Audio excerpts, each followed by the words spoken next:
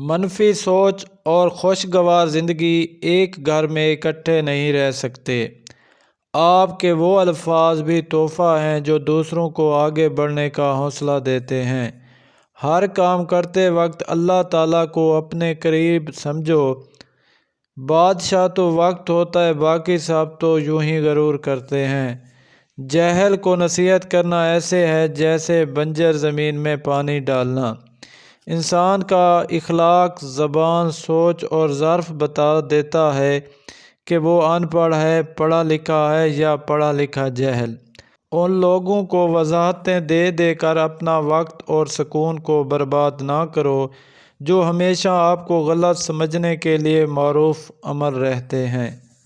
وقت جب اپنے خلاف ہو جائے تو بہتری کے لیے چپ ہی رہنا پڑتا ہے۔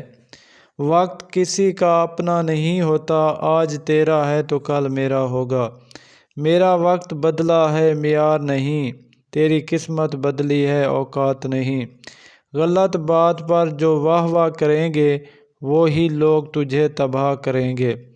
سنبھل کر چلا کرو، ہر طرف گری ہوئی ہے سوچ لوگوں کی۔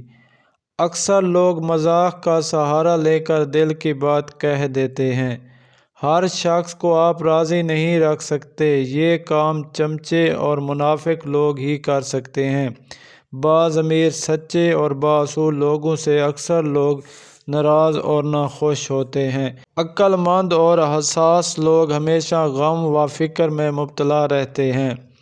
جو آپ کی برائی کرتے ہیں انہیں کرنے دیں، کیونکہ برائی وہی کرتے ہیں جو برابری نہیں کر سکتے۔